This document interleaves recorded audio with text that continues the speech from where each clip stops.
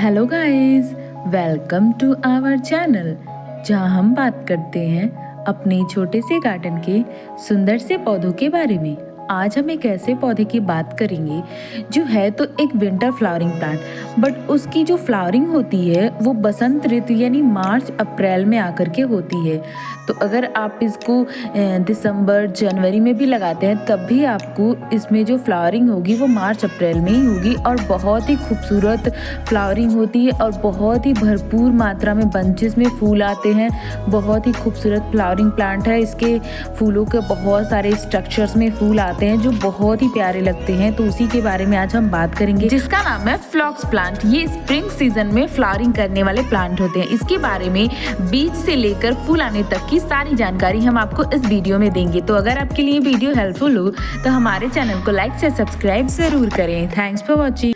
क्या आपके भी गार्डन में अब जो विंटर फ्लावरिंग प्लांट्स हैं वो मुरझा चुके हैं, फूल आने उनमें बंद हो चुके हैं, बट आप मेरे गार्डन में देख सकते हैं ये फ्लॉक्स प्लांट का पौधा जो अभी भी फ्लावरिंग कर रहा है। अगर आपके भी घर में फ्लॉक्स प्लांट का पौधा होगा तो ज़रूर मार्च अप्रैल में फ्लावरिंग कर रहा होगा, क्योंकि ये एक ऐसा प्लांट है जो स्प्रिंग सीजन में आकर के फ्लावरिंग करता है। यूँ तो इसको कहते हैं कि विंटर फ्लावरिंग प्लांट होता है, बट फ्लावरिंग इसमें स्प्रिंग सीजन में ही आकर के ये फ्लावरिंग करता है। कितना भी आप इसे विंटर्स में कभी भी अगर आप इसे लगाते हैं तब भी ये फ्लावरिंग स्प्रिंग सीजन यानी फरवरी मार्च अप्रैल में ही ये करेगा। तो आज हम इसी के बारे में बात करेंगे कि फ्लॉक्स प्लांट को हम कब और कैसे लगा सकते हैं, कितना इसमें पानी देना है, कैसी मिट्टी होनी चाहिए, कितना खाद देना है, जिससे कि आपके भी प्लांट्स में ऐसे जैसे मेरे में आप देख रहे हैं बंचेस में फ्लावर्स खिल रहे हैं और बहुत सारी कलियां भी बनी हुई हैं, तो ऐसे ही फूल आपके भी पौधे में निकले। इसको हम सीड से लगा सकते हैं। सर्दियों में जो इसके सीड्स लगाने का समय होता है वो सर्दियों में कभी भी आप लगा सकते हैं। मैंने जो सीड्स थे फ्लॉक्स के उसको दिसंबर एंड में लगाया था, जिससे कि ये बहुत ही अच्छे से जर्मिनेट हो गए। जर्मिनेट होने के करीब 20 से 25 दिन के बाद, मतलब कि जनवरी लास्ट वीक में मैंने इसको बड़े पॉट में ट्रांसप्लांट किया। ट्रांसप्लांट आप पहले भी कर सकते हैं अगर पौधे की ग्रोथ अच्छी है, क्योंकि जर्मिनेशन थोड़ा सा लेट होता है। अगर आपके वहाँ सर्दियों में थोड़ी ठंड ज़्यादा होगी तो थोड़ा सा ये इसके जो सीड्स होते हैं वो जर्मिनेट थोड़ा लेट होते हैं, तो इसलिए ये चीज़ का आपको ध्यान रखना पड़ेगा। उसके बाद से जब ये इसके सीड्स जर्मिनेट हो जाते हैं तो फिर आपको इसको बड़े पॉट में ट्रांसप्लांट करना होता है।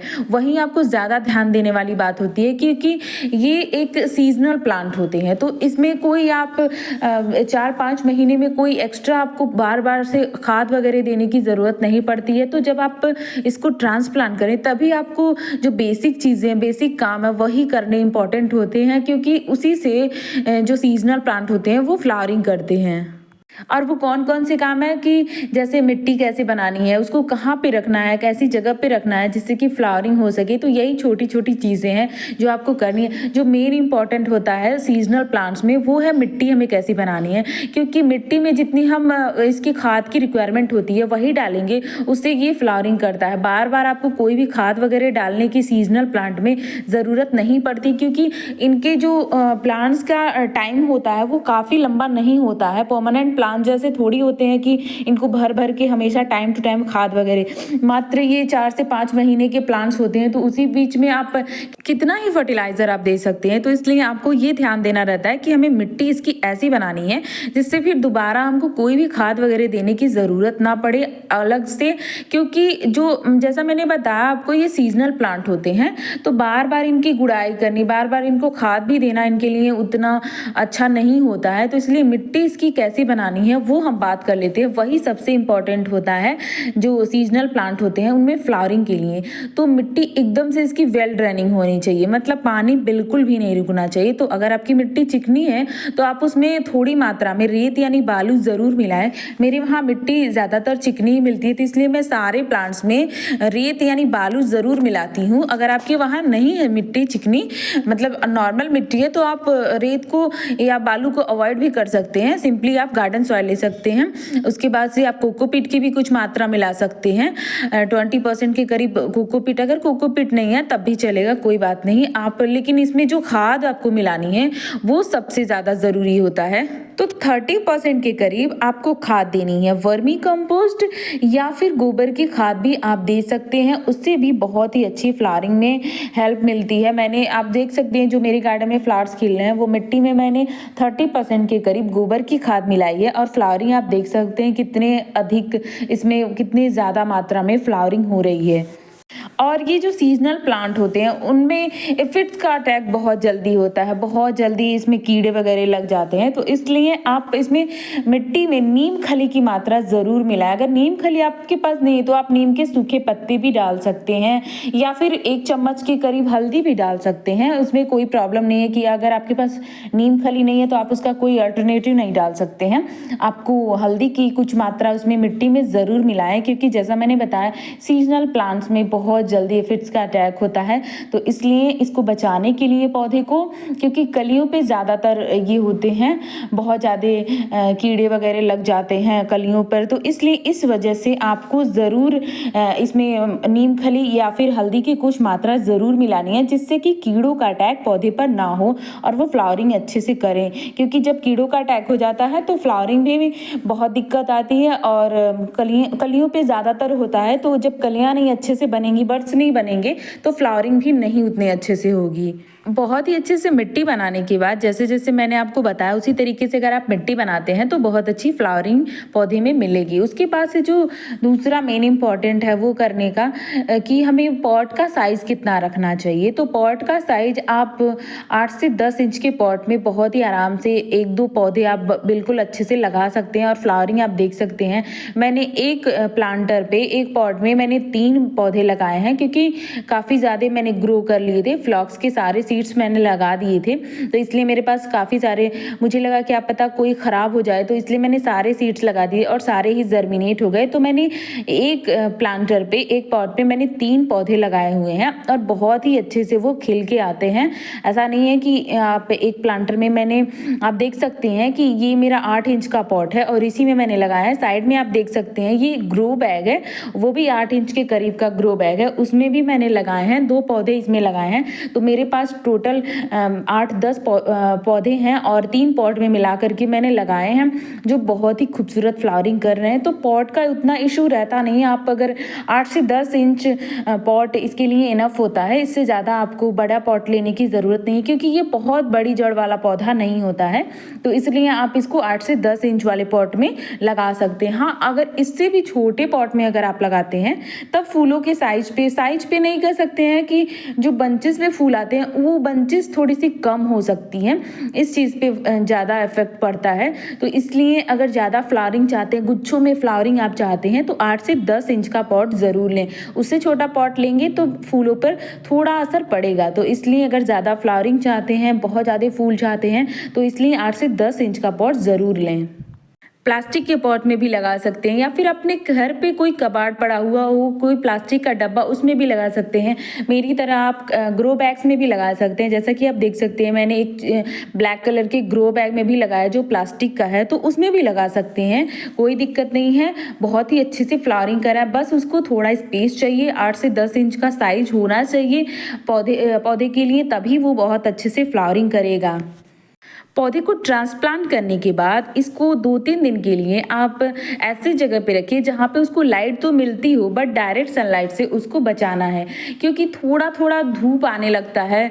जनवरी का जो महीना होता है, जनवरी ख़त्म होने के बाद अगर आप इसको लगाते हैं तो थोड़ी थोड़ी, किसी भी प्लांट में, कोई भी प्लांट होता है, अगर आप उसको ट्रांसप्लांट करते हैं तो डायरेक्ट सनलाइट से उसको बचाएं, कम से कम 2-3 दिन के लिए। अगर आपके पास टाइम नहीं है तो 2-3 दिन के लिए, और अगर टाइम है तो 1 हफ्ते के लिए उसको ऐसी जगह पे रखिए। कंप्लीटली एकदम इंडोर नहीं रखना है, इस चीज़ का आप ध्यान रखिए। उसकी रिक्वायरमेंट के अकॉर्डिंग आपको उसको ऐसी जगह पे रखना है जहाँ पे लाइट तो मिलती हो बट डायरेक्ट सनलाइट से वो बचा रहे। फिर आपको 2-3 दिन के बाद उसको उसकी रिक्वायरमेंट के हिसाब से शिफ्ट कर देना है। तो ऐसे ही फ्लॉक्स में भी होता है, आप उसको 2-3 दिन के लिए ऐसी जगह पे रखिए जहाँ पे लाइट मिलती हो, फिर उसको आप फुल सनलाइट वाली जगह पे रख सकते हैं। क्योंकि फ्लॉक्स जब तक फुल सनलाइट वाली जगह पे नहीं रहेगा तब तक पौधे की ग्रोथ नहीं होगी। और अगर पौधे की ग्रोथ भी हो जाती है तो जब तक स्प्रिंग सीजन, यानी जो थोड़ी सी गर्मी अगर नहीं मिलेगी पौधे को, तब तक वो फ्लावरिंग नहीं करेगा। तो इसीलिए मैंने कहा कि ये एक स्प्रिंग सीजन का प्लांट होता है।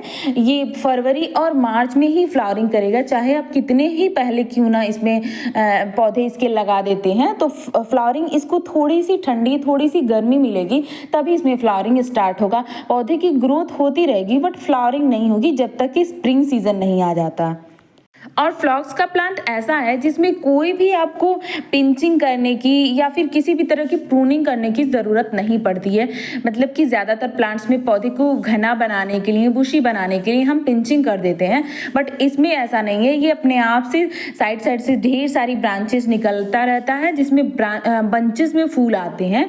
तो इसलिए आपको कोई भी इसमें बिल्कुल भी नहीं करना। अगर आप एक बार इसमें पिंचिंग कर देते हैं तो दोबारा से उसकी अच्छे से ग्रोथ नहीं होती है और उसके बाद से पौधा खराब होने लगता है। तो पिंचिंग इसमें बिल्कुल ना करें इस लालच में कि इसमें ढेर सारी ब्रांचेस निकलेंगी तो हमें ढेर सारे फूल मिलेंगे। तो इसमें ऐसा बिल्कुल भी नहीं है। ये वाला चीज़ इसमें काम नहीं करता है कि हम इसको पिंच कर देंगे तो ढेर सारे प्लांट्स इसमें निकलेंगे, बंचेस निकलेंगे और फूल इसमें ढेर सारे आएंगे। तो ऐसा बिल्कुल नहीं है। अपने आप से ब्रांचेस साइड से निकालते रहते हैं ढेर सारे और पौधा अपने आप घना होता है और इसमें उसके बाद से ढेर सारी फ्लावरिंग भी होती रही। आप देख सकते हैं कितने ज़्यादा इसमें बर्ड्स बने हुए हैं। यही बर्ड्स खूब सारे बंचेस में फूल निकालते हैं और जो ये इसके फूल होते हैं, जो फूल आते हैं, आप देख सकते हैं ये फूल जल्दी खराब नहीं होते। मतलब बहुत सारे फूल होते हैं 1-2 दिन में मुरझा जाते हैं, बट फ्लॉक्स में ऐसा बिल्कुल नहीं होता है। काफ़ी लंबे टाइम तक 1-2 हफ्ते तक इसके फूल ऐसे ही खिले रहेंगे। कोई भी उतना आपको नहीं लगेगा कि कोई भी फूल ये कल का है या फिर ये आज का है। कोई भी डिफरेंस नहीं होता है। 1-2 हफ्ते तक ऐसे ही खिले रहते हैं। आपको समझ में ही नहीं आएगा कौन सा नया फूल खिला है, कौन सा पुराना है। बट जब भी आपको लगे कि ये फूल अब थोड़ा सा इसका टाइम हो चुका है, 10 दिन या 12 दिन के बाद इसके फूल थोड़े से मुरझाने लगते हैं, तो उनको आप हटाते रहें लगातार, क्योंकि उनको आप हटाएंगे तो फिर दूसरे कलियां बनने लगेंगी जिससे कि आपको लगातार फ्लावरिंग मिलती रहेगी। तो अगर आप लगातार फ्लावरिंग लेना चाहते हैं तो जो स्पैन्ड फूल हो, जो सीजनल प्लांट होते हैं, उसमें यही एक क्वालिटी होती है कि अगर आप स्पैन्ड फूल नहीं हटाएंगे तो उसमें लगातार फ्लावरिंग आपको नहीं मिलेगी। धीरे धीरे फ्लावर्स भी कम आने लगेंगे, धीरे धीरे उसमें सीड्स बनने लगेगा, क्योंकि इनका ज़्यादा टाइम पीरियड होता नहीं है सीजनल प्लांट्स का। तो जल्दी इसमें फूल भी आते हैं, जल्दी इसमें सीड्स भी बनने लगती हैं। तो इस चीज़ का आपको ध्यान देना है कि जो फूल मुरझा जाए, जो स्पैन्ड फूल हो जाए, उनको हटाते रहें जिससे कि आपको प्लांट से लगातार फ्लावरिंग मिलती रहे। और मैंने बताया आपको कि इसके जो फूलों का टाइम पीरियड होता है वो काफ़ी लंबा होता है। 10 से 12 दिन तक ऐसे ही फूल पड़े रहते हैं, मुरझाते बिल्कुल नहीं है। तो जब भी आपको लगे कि स्पैन्ड फूल हो चुके हैं, ख़राब हो चुके हैं फूल, तो उस गुच्छे को ही आप निकाल दें जिससे कि लगातार उसमें फ्लावरिंग होती रहे। आप देख सकते हैं ये साइड में जो है वो पूरी तरह से अभी मुरझाया नहीं है, बट ख़राब हो चुका है। उसके जो कलर है वो फेड हो चुके हैं, तो इसलिए मैं उनको निकाल दे रही हूँ। आप देख सकते हैं उसके कलर थोड़े से फेड होने लगते हैं, लूज़ होने लगता है फ्लावर्स। इसकी ये पहचान होती है कि एकदम फ्लावर्स लूज़ होने लगेगा, टाइट नहीं दिखेगा, खिला खिला नहीं दिखेगा। तो ऐसे फूलों को आप हटाते रहें जिससे कि आपको लगातार प्लांट से फ्लावरिंग मिलती रही। और इसमें जो फूल आते हैं वो मार्च अप्रैल तक खिलते रहेंगे अगर आप थोड़ी सी केयर एक्स्ट्रा फ्लॉक्स की करते रहें तो इस तरीके से जितने भी टिप्स एंड ट्रिक्स हमने बताए, अगर आप उसको फॉलो करते हैं तो आपके फ्लॉक्स के प्लांट में भी ढेर सारी फ्लावरिंग लगातार आपको मिलती रहेगी, जिससे कि आपका गार्डन मार्च अप्रैल में भी बहुत ही खूबसूरत लगेगा और फूलों से भरा रहेगा।